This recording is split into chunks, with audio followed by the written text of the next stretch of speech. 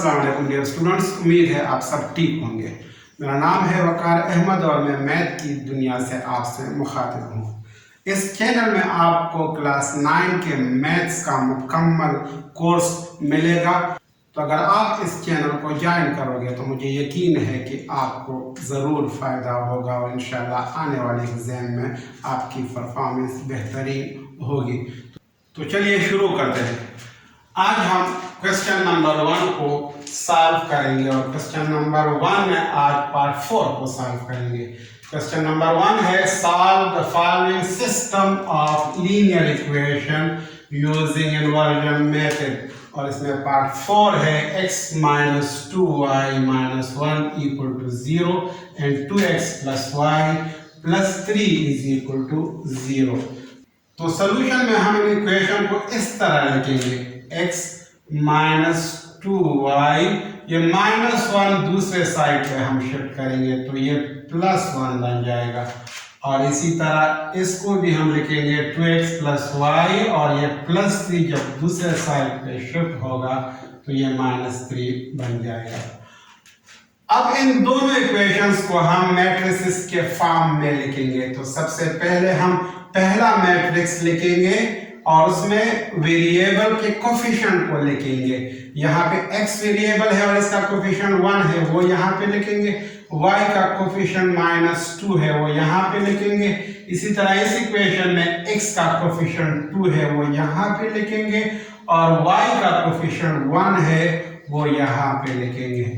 अब दूसरा मैट्रिक्स हम इस मैट्रिक्स के साथ मल्टीप्लाई फॉर्म में लिखेंगे और इसमें वेरिएबल्स हम वर्टिकल फॉर्म में लिखेंगे। तो ये दूसरा मैट्रिक्स, और तीसरा मैट्रिक्स हम इक्वलिटी साइन के राइट हैंड साइड पे लिखेंगे और उसमें ये कांस्टेंट जो वैल्यू है ये 1 और यहाँ पे ये -3 ये लिखेंगे।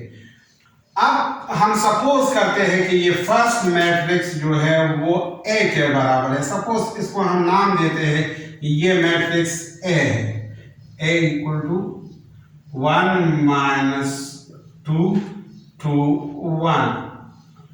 दूसरा जो मैट्रिक्स है इसको X का नाम देते हैं, X is equal to XY, and जो लास्ट वन मैट्रिक्स है इसको हम B का नाम देते हैं, B इक्वल टू 1 माइनस 3।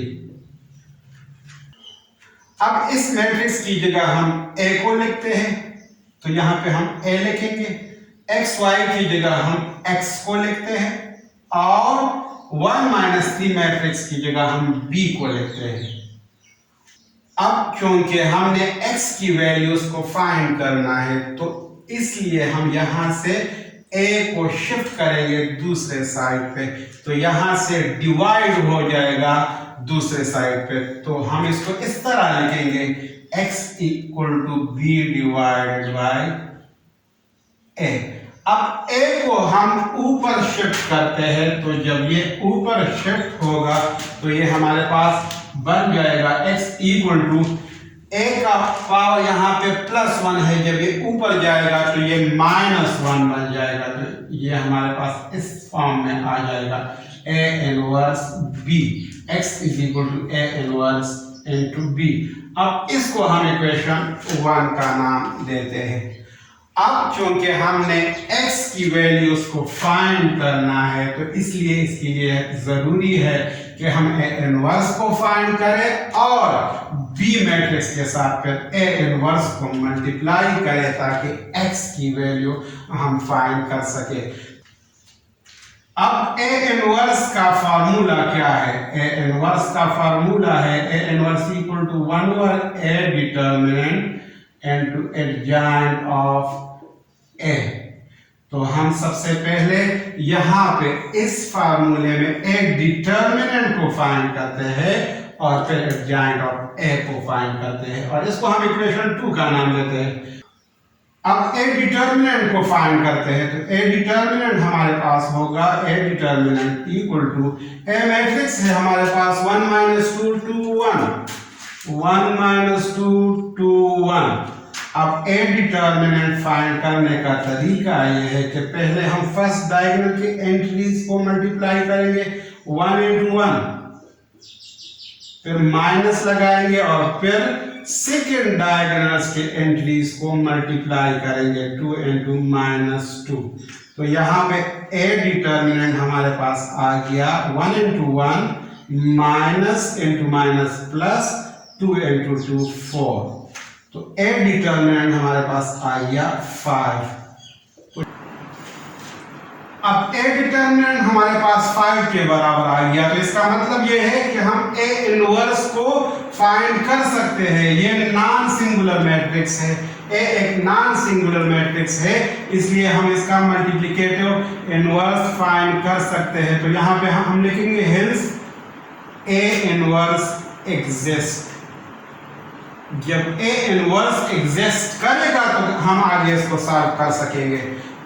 अब ए डिटर्मिनेंट हमने फाइंड कर लिया, नेक्स्ट हम एडजॉइंट ऑफ ए को फाइंड करेंगे। तो एडजॉइंट ऑफ ए हमारे पास आ जाएगा। एडजॉइंट ऑफ ए फाइंड करने का तरीका यह है कि मैट्रिक्स ए के फर्स्ट डायगोनल की एंट्रीज को आपस में रिप्लेस करते हैं, क्योंकि ये 1 1 है तो इसको हम इसी तरह ही लिखेंगे, और सेकेंड डायगोनल की एंट्रीज के साइन को हम चेंज करेंगे। ये -2 +2 बन जाएगा और ये +2 -2 बन जाएगा। अब दोनों वैल्यूज हमने इक्वेशन नंबर 2 में पुट करनी है ताकि ए इनवर्स को फाइंड कर सके। तो यहाँ पे हम लिखेंगे पुटिंग वैल्यूज इन इक्वेशन 1।